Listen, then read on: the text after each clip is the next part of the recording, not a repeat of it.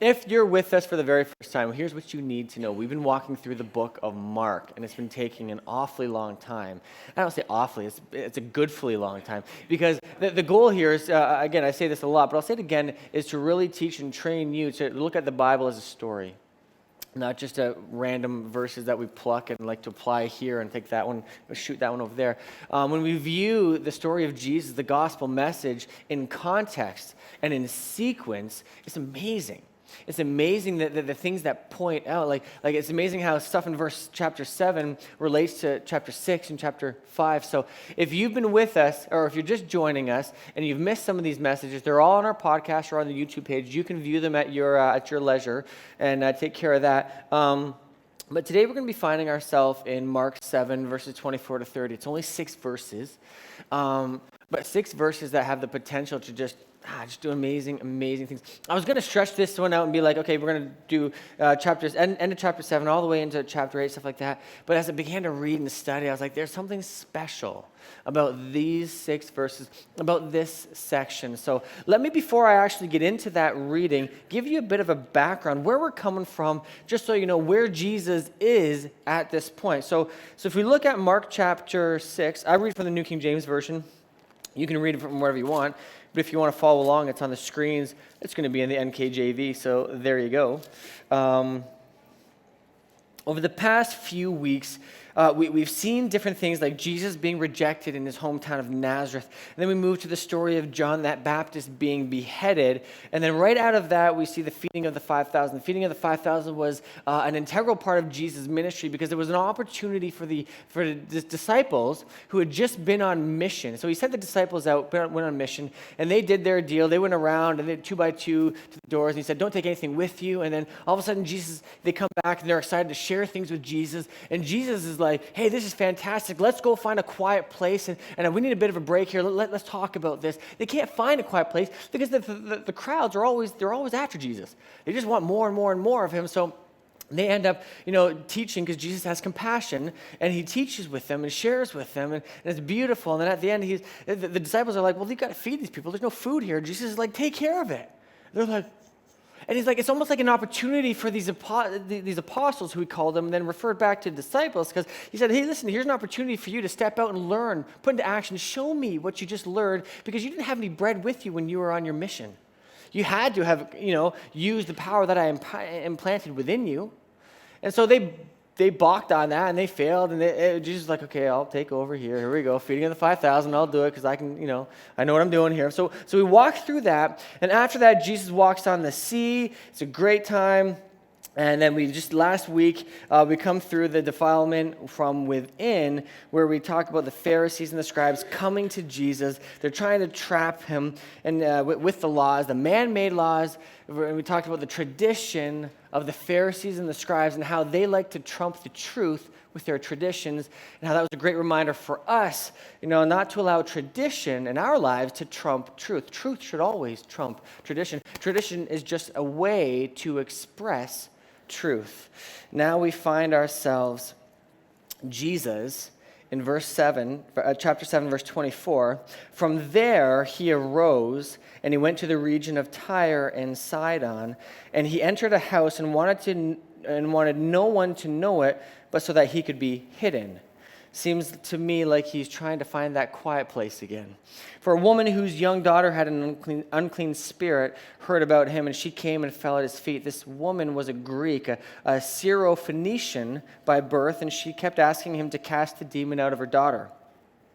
But Jesus said to her, let the children be filled first, for it is not good to take the children's bread and throw it to the little dogs. That's right, he said that. And she answered and said to him, yes, Lord, yet even the little dogs under the table eat from the children's crumbs. Then he said to her, for this saying, go your way. The demon has gone out of your daughter. And when she had come to her house, she found the demon gone and the daughter lying on the bed. Crazy story.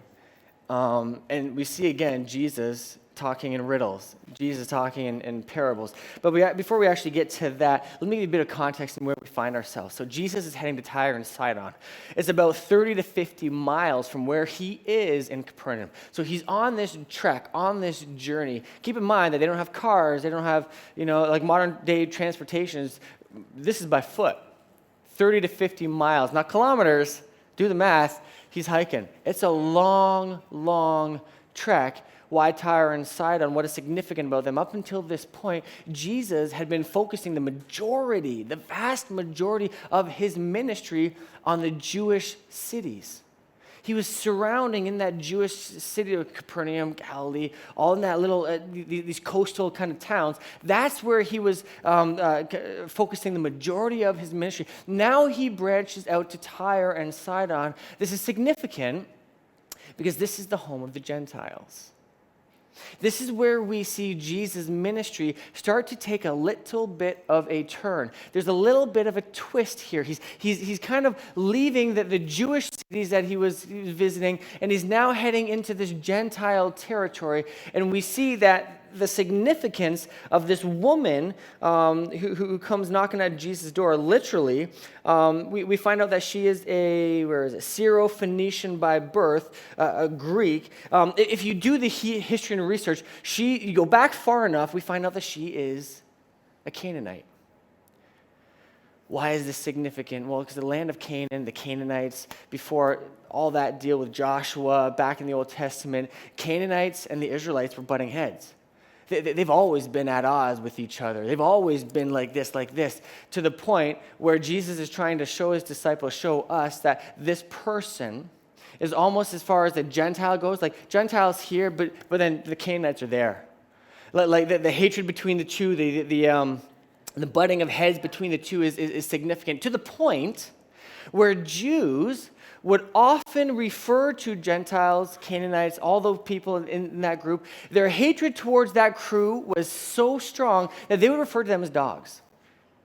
Dogs in ancient days, in ancient Hebrew and Greek teachings, dogs weren't viewed as they are today. We use the terminology dog simply because, oh, you're a dog. We use other words. But it all refers back to this. Dogs back in the day were the lowest of the low. You couldn't get any lower than a dog because everything back then was class, right? Everything was structured according to class. You're this class, you're this class, you're this class, you're this class. The lowest class was to be a dog because dogs back then, for the most part, weren't viewed as pets. They would hang around, they would run wild. When we were in Cuba, this was very, very common. The dogs in Cuba weren't viewed as pets. They had a relationship with the families and with the people, but they ran to the beat of their own drum. Dogs in Cuba, similar to the dogs here in the ancient days, they would just be running around the streets, wild, mangy mutt, doing what they wanted, looking around for scraps of food, no one taking care of them. They were the lowest of the low on the society ladder. Now, this story, it actually exists in the book of Matthew. You know how a few weeks ago I said when you're reading one story in the gospel, that there's a good chance that same story is reflected in other gospels? The various gospel writers, that's why there's 4 gospels. That's why Matthew, Mark, Luke, and John, that's why there's 4, because there's 4 different perspectives to the story of Jesus. Jesus' story and his ministry was so important to the readers, to you and me, that there were 4 people that recorded it, and each one had a different twist to it. In Matthew 15, let's turn over there. We read the same story. The exact same story in verse 21. Then Jesus went out from there and departed to the region of Tyre and Sidon. And behold, a woman of Canaan came from that region and cried out to him, saying, "Have mercy on me, O Lord, Son of David. My daughter is severely demon-possessed." But he answered her not a word, and his disciples came and urged him, saying, "Send her away, for she cries out after us. Lord, she's bugging us." But he answered and said, I was not sent except to the lost sheep of the house of Israel. Then she came and worshipped him, saying, Lord, help me. But he answered and said, it is not good to take the children's bread and throw it to the little dogs. And she said, yes, Lord. Yet even the little dogs eat the crumbs which fall from the master's table. Then Jesus answered and said to her, O woman, great is your faith. Let it be to you as you desire. And her daughter was healed from that very hour. Matthew's recording of this story seems to suggest, it misses out on the point that Jesus was actually in Tyre at a house when this lady approached. It seems to suggest that from Capernaum she was following, and it doesn't really give a timeline as to when Jesus, the whole deal went down. We find the timeline in Mark. That's why this is significant, because she followed him all the way from Capernaum.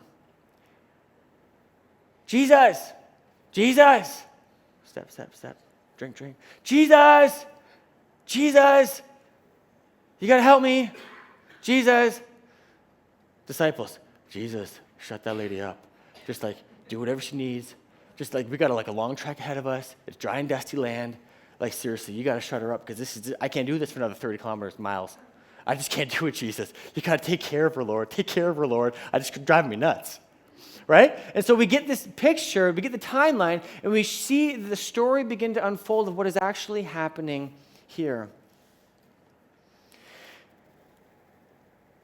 The parable here is in essence, let me break it down for you, saying that he, Jesus, came first for the Jews and then the Gentiles. That's where it says in in Matthew. Matthew, it says it very, very clearly. It says Matthew 15, verses 20... probably up there. In verse 24, but he answered and said, I was not sent except to the lost sheep of the house of Israel. Okay, and then it says in Mark, so the lost sheep of the house of Israel, that's the Israelites. They're lost. He was sent to them to restore them. We all know that. And then we see here in Mark chapter 7, verses 27, but Jesus said to her, let the children be filled first. For it is not good to take the children's bread and throw it to the little dogs. So it's not saying that he's rejecting her. He's just saying that there's an order here. He came first for the Jews, and his goal is all along to empower and to fill and to restore the Jews so that they could then go into the then known world. And we see this happen to a certain degree with the diaspora. The disciples who were now apostles, because they were the ones who were sent out. Disciple means one who follows. Apostle means one who is sent out, has a mission, is doing something with their faith. Anyways, another story. They're now sent out. The diaspora happens, and they're going out into the world. So it did happen to a certain degree, but the goal was to come restore the house of Israel, restore the Jewish people, so that they could then be empowered to spread Christianity throughout the then known world, which was the next step, then the Gentiles. His goal was to do this, but he would have to get the Jews to understand that he was for all people. The process started with the Jewish people, but it was not limited to them. The story here is very significant for a number of reasons. I want to break down simple things that kind of pop out to me. The first thing is the story of a desperate mom. In the wild, it's not the father bear that you're worried about when you see a little cub running around, and you're like, oh, that sucker's a little cute. Oh, I'm in Algonquin Park. This is a cute little bear. He's so cute and cuddly. I want to pick up. It's not the father bear. He's nowhere to be found. It's the mama bear. You cross a mama bear and her cub, you're a dead man. It doesn't matter who you are. You're dead. It doesn't matter if it's a black bear or grizzly bear. You're dead. That bear going to get you. He's just going to get you. Mama bear, she is going to get you. Those are the bears to worry about. And the same principle applies to this story. This mom was in a desperate situation. Those of us that are moms or dads here, parents here, we've had opportunities where our kids have been sick or something's wrong with them. And I don't know what it would feel like to be caught in a desperate situation. I've talked to friends of mine whose kids have had cancer and eventually passed on. Some of them have been healed. And the stories coming out of their lives of desperation is real, is raw. I mean, the closest I can get the closest I can get, and I almost hesitate to share this, but I want to share it anyways because it's me. This woman was desperate because there was nothing she could do. So my daughter's had this cough for like a month and a half, almost 2 months now. And I've been Googling, I've been doctors, and I've been medicine, and I've been going crazy just trying to figure out what is wrong with her. Why is she coughing? And it's annoying because at night, she's up coughing, and it's so much to the point that she's puking, and then she's crying, and there's nothing I can do. Like, I've done everything. I've talked to doctors. We've gotten medicine, allergy medicine, cough medicine, antibiotics, and all this kind of stuff. It's finally getting better, by the way, so we're all good. But at that point, I'm sitting there, I'm thinking, when she's sitting there in one of her fits, yakking, coughing, coming out of her mouth and her nose, and you're just like, oh, there is nothing. Like, I often think, what kind of if that brings me to a point of like, do? Have you ever been in that position where there's literally nothing you can do? Well, this woman, in those days especially, to be demon-possessed, to be possessed by a demon, to be controlled by a demonic presence, there was so little known about the demonic realm back then. No, I mean, there still is today, let's be real here. And it seemed to be more common back then. But when that happened, what happened in the community, you were rejected. You were viewed as, oh, you did some kind of a sin. Your whole family sinned. Is rejection after rejection. It's one thing to have to deal with a daughter or a son that is demon-possessed and has fits of rage and has fits of whatever, but it's a completely other thing to know that in that community, your friends, your family are rejecting you because they're proposing that happened because of some sin in your life. And then you internalize it, and you're like, my daughter screwed up because of me. I messed my daughter up. This woman is in a desperate situation. Completely desperate. And when you understand that, then things begin to click. It doesn't matter if it's 30, 50, 150 miles. She sees Jesus. She sees him. She's been hearing stories about what's been happening around. She's traveled from her home back into Capernaum. She's been seeking after this for a long time. She sees Jesus, finds out he's going back to Tyre Sidon. She's like, I don't care where that is. I'm going there. I'm following Jesus. And then she's pestering him. She's pestering him. She's pestering him.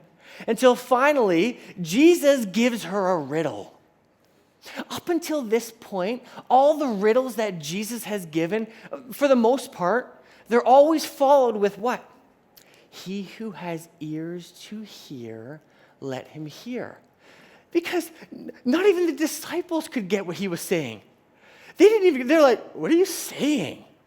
Like a seed planted and rocks and, like, can you just speak to us, man? Like, what do you, like, up until this point, Jesus would throw in, he who has ears to hear, let him hear. Hear the word of the Lord. Here he says, well, here's the deal, lady. The children are eating first, and then the dogs will eat later. Dogs, we talked about this. The word here for dogs is not the typical word used for dogs. The typical word used for dogs at this point, stage of the game, is the Greek kuon. So kuon is the word typically associated with that hatred. Remember the Israelites, Jewish, boom, boom, boom, boom. They would call each other dogs, lowest of the low, societal, kind of stuff like that. This word is actually a diminutive of that term dog, and it's called kunarion. Basically, it means little puppy. So Jesus is using this little bit of a play on words in his story, in his little riddle to this woman. She's been chasing him for 30 miles. He just wants a little bit of a break. So he gives her a little bit of a riddle. And he's like, he knows this, and he refers to the children, the house of Israel, will eat first, and then the Gentiles will have their piece of the pie too. I've come for all, you just got to wait your turn. And he refers to her as that little puppy. The little puppy will eventually get fed. It's not going to go without, but right now the priority is the children at the seat of the table. She doesn't complain about that. She doesn't look at the hierarchy and say, Jesus, but what about me? What about, why is it like this? Why is it? She doesn't do anything like that. What we see next is she responds to Jesus within the parable, within the riddle. This is amazing. It's the first time that this has happened. Someone has taken the riddle, deciphered it in their mind, understood exactly what he was saying, and responded to him from within the context of that story. She says to him, I get it, Lord. I understand that. I'm not really concerned about that, though, Lord, because I'm that puppy right now, as you suggested, and I know that in every single house, there's a puppy that sits at the foot of the table waiting for the scraps to fall. When the scraps fall, he gets in there and gets it. Jesus, I'm not looking to be sitting at the table right now. I'm not looking to be at any hierarchical societal position. I just want some of your scraps. Can you just give me a little bit of a scrap here, because that's all I need right now? We see humility in her persistence. That is key. How do we know it's humility? Because if you go back to Matthew chapter 15, I should really bookmark this. If you go back to Matthew 15, here's what we first see happen. Then Jesus went out from there. He went there, and behold, a woman of Canaan came from that region and cried out to him, saying, have mercy on me, O Lord, Son of David. My daughter is severely demon-possessed. What are her first words? She's not speaking entitlement here. See, our society right now, there seems to be this air of entitlement. God, give me what is mine. We take this idea of sowing and reaping, and we turn it into, it's all about me. Not you guys, but there is a lot of people that think, well, if I sow this, well, God, you owe me. God doesn't owe you anything. Sowing and reaping happens because there's a heart of humility behind it. The minute you start saying, God, you owe me, God, I'm doing this so that I will get that. When it becomes internalized about you, about me, then that's not a heart of humility. That's us trying to do what we want for our own purpose, for our own good. That's entitlement. This isn't entitlement. She's pursuing him. She's asking for something, but she's asking out of humility. And this is the heart of humility right now. Have mercy on me. What is mercy? One commentator puts it this way. Her faith was on the basis of mercy. Don't miss that. What is mercy? Mercy is not getting what we deserve. It's not getting what we deserve. Notice she didn't come to Jesus and argue with him about whether or not it was fair that her daughter was demon-possessed. She didn't argue whether or not her daughter deserved to be demon-possessed. She didn't argue about whether she felt slighted as a Gentile dog or a puppy or anything like that terminology. She didn't argue about whether Jews were better than Gentiles or whether Gentiles were as good as Jews. She didn't care. She didn't argue about that she deserved as much attention from him as anyone else. Her cry was very simple. Lord, I know I don't deserve it, but have mercy on me. Relieve me from the consequences of sin. Show the mercy. I need it desperately, and you are the only source of my help. Now that's the cry of great faith. It's the same cry that the sinner on the cross, when he looked to Jesus and said, remember me this day when you enter paradise. It was the same cry of mercy. Mercy is humility. The cry of mercy is from a heart of humility. And a heart of humility is key when pursuing the things of the Lord. She goes on to respond to Jesus within the parable, whereas pretty much everyone else, including the disciples, were requiring explanations to understand. The woman gets it and shows Jesus just how serious her petition is. And she says, Jesus, I'm not looking for a seat at the table right now. If I get it, when I get it, that's besides the point right now. But I'm here at the table. And if your story is correct, as you've given me your story, then I'm going to play into that story, and I'm going to say that I'm that little puppy dog. I'm sitting at your feet right now. Just drop a few crumbs down, because that's all I need. I don't need more. I don't need a big old feast. I just need a few crumbs right now, because I'm a desperate mother who's traveled 30, 50 miles to come, and I've chased after you. And you've ignored me up till this point, because that's what you said in Matthew. He did not respond to her. You've ignored me, or seemingly ignored me up to this point. But maybe you were just trying and testing my persistence. Maybe you were just looking at me saying, will you be persistent enough to pursue me? You see, that's the challenge with Christianity today. Are we persistent enough to pursue him, or are we just lazy Christians who just sit back and when things don't go our way, oh Lord, help us? Where is this idea? When was the last time you spent 30 to 50 miles trekking along, chasing after Jesus, and then in humility saying, Lord, have mercy on me, taking ownership of the sin that we have that has caused the barrier between our relationship with him? When was the last time we've taken ownership of that, pursued him diligently, and in persistence we've said, God, I need you to touch me. I need to touch this situation. You'll never know unless you try.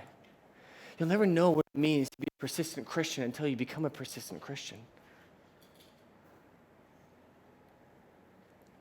There's a story in Luke 18, I'll close with this. And it talks about the persistent widow.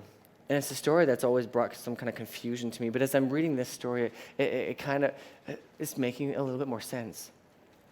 Luke 18, verses 1. Then he spoke a parable to them that men always ought to pray and not lose heart. Look at that right there. We always ought to pray and not get discouraged. That's what losing heart means. Persistence, saying there was in a certain city a judge who did not fear God nor regard man. Why is that important? I'll show you in a second. Now there was a widow in that city, and she came to him saying, get justice for me from my adversary. And he would not for a while. It's the same thing, Jesus. Look at the parallels here. It's phenomenal. In this story, especially in Matthew, she's pursuing him. And she's like, have mercy on me. She's asking for some justice. She's asking for some peace. She's asking for a little bit of help. And Jesus did not heed her. He did not even utter a word. This judge, and he would not for a while, and he would not even listen to her. But afterwards he said within himself, though I do not fear God nor regard man, yet because this widow troubles me, I will avenge her, lest by her continual coming she weary me. This parable is so specifically clear in two places that it says this judge did not fear God, did not heed any religious commandment or strength or anything like that. There was nothing there. It says it twice because Jesus wants us to know that if even a secular judge, if even someone in this position who does not honor or fear God in any way, shape, or form responds in this way, well, how much more will a good judge who does honor and love and is based out of love respond to your request? The idea of persistence is huge. And it all stems, I kind of think, from an expectation. Look at the expectation that this woman had. She saw Jesus. She chased after Jesus. She did not, listen to this, she did not stop chasing after him even when he did not respond. How many of us, we're like, God, I need an answer, I need an answer. 2 days go by, there's no answer. We're done. Fine, God. You didn't give me an answer, I'm done. I'm moving on. I'm just doing what I want to do. Come on. Like, grow up. Like, how many of us do that? My kids, they want something, they're going to hound me day in, day out. This stupid thing. I've got a new game on here or something, and all they want to do is play this Temple Run game, and I just drive me, I'm going to delete it, and it's just like, Daddy, come, no. They know that they're eventually going to wear me down. They're going to wear me down. There's a principle here, be persistent. Seek, ask, knock. Don't give up. If you don't hear an answer, that just means you got to keep on going till you get an answer. My story, real quickly, I was praying about something. I decided to go into a fast and an open-ended fast, and I was fasting. And for 7 days, all I had was like juice. There's not much there. Like that's hard. Juice for 7 days, and at the end of 7 days, I'm looking for an answer, and I'm just like, God, I need an answer. And finally, I got the answer. Thank God, because it was hard. But that's only like 7 days. Persistence. Go after him. Because I think this story, the beautiful part of the story is this woman. This woman who, when Jesus did not respond to her, she did not give up because her expectation determined her level of persistence. Your expectation will determine your level of persistence. And if your expectation, if you know that God is good, and if you know that all these things that we talked about today, that He's the basis of love and from which faith and hope are stemmed, that should increase our expectation. And as our expectation increases, so does that level of persistence. It goes hand in hand. So pursue Him, people. With whatever you've got going on in your life, pursue Him and let these two stories be a source of encouragement to you. Let faith and let hope arise because God truly is the founder of our faith and hope in His love. And as that love is established, I pray that your level of expectation in Him being a good God and wanting the best things for His sons and His daughters will arise. Stop being glass half empty Christians. It's time to start being glass half full. Start looking at, hey, you know what? There's situations and there's challenges and problems in my life, but I can't wait to see what God's going to do through those. I can't wait to see how He's going to come through. What if that were our response to challenge?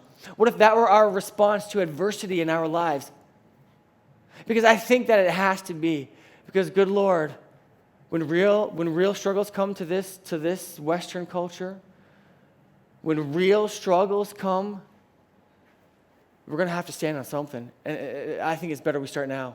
Start learning how to be persistent. Start learning now how to hold on to God with everything that you've got so that when real trials and persecution come, we can stand and we will not falter. We will not fall in Jesus' name.